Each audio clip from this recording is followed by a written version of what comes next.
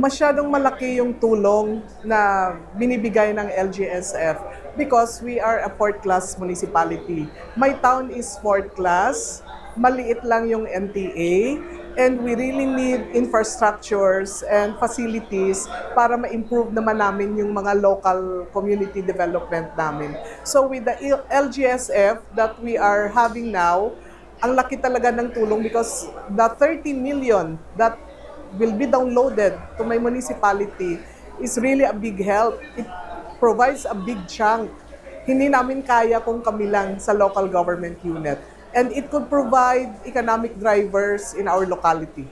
Salamat po, President Bongbong Marcos, sa tulong na binigay niyo through the LGSF.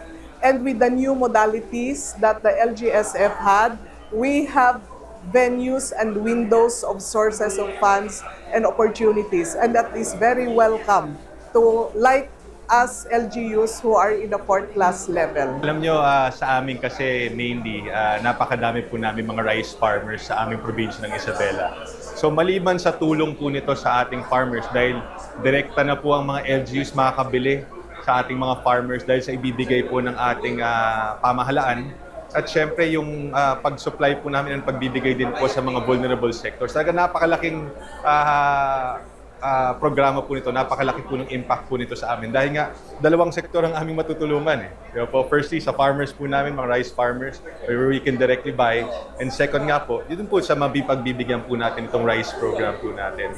Makakaasa po kayo na gagawin po namin ng lahat upang ma-implementa po ito ng tama, maging maganda ang impact po nito sa ating mga kababayan. Being all LGU from a small town, di talaga makaya na sa gusto man namin na mabigay lahat. Pero being a small town, hindi talaga kaya sa municipality for a better Mambahaw. To our President BBM, really thank you. Thank you for this launching, for the can give back to the people faster. Yung mga senior citizens natin, yung slots kasi limited. Yung slots natin for social pension is our businessmen in the locality. Talagang inclusive ang programang ito. I sincerely thank the President, PBBM, for bringing this closer to our hearts. The LGUs are now involved in the implementation directly. Wala nang chichiboritse. In the case of my province, because I just had constructed a 500-bed local government-initiated hospital, I spent 1.5 billion for the construction of that hospital at my local funds.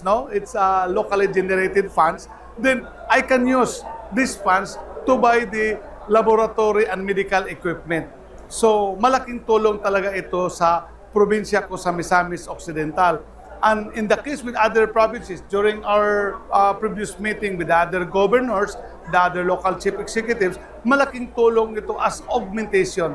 Talagang yung pangalan ng programa, Local Government Support Fund, ay nabigyan talaga ng tunay na pangalan.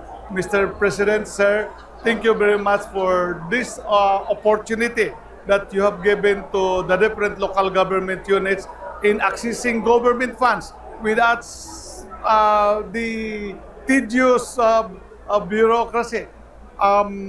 With this, mapabilis yung serbisyo natin sa tao. Definitely, it's going to be big help, especially sa amin sa Cebu.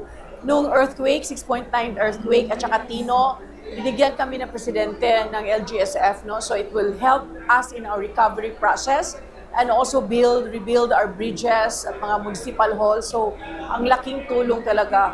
It brings help closer to the people.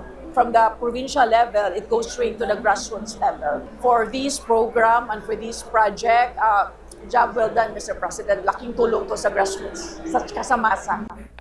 Ganyan dapat ang mga binoboto ng mga leader natin. Isasatabi ang politika pag na-elect na. Para sa kapakanan ng mga mamamayan, tingnan nyo si Mayor Lenny at Mayor Isko. Nakikipagtulungan sa ating mahal na presidente. Hindi lingid sa atin na lahat sila ay mga nakatunggali ni PBBM. Pero sinasantabi nila para sa bayan. lalo na si Mayor Lenny mula 2016 to 2022. Magkakalaban na sila ni PBBM. Hindi na niya binabalikan ang mga panlalait sa kanya, basta trabaho lang para sa bayan ang kanyang iniisip. Kaya napakaganda talaga ng mga proyektong ito na pinukas ni PBBM para sa ating mga kababayan, na nagkasama-sama ang mga mayor at ang mga gobernador para sa isang bansang maunlad at para sa bagong Pilipinas, na para sa ating mga kababayan na naniniwala at nagtitiwala sa pamahalaan natin. So yun lang mga ka-Chihuahua. Kung may mga karagdagan kayong opinion o komento, paki-comment sa comment section sa baba. At huwag nyo rin kakalimutan na mag-like, mag-subscribe at pakipindot na rin yung bell button para lagi updated sa ating mga latest video. Yun lang, maraming salamat mga ka-Chihuahua.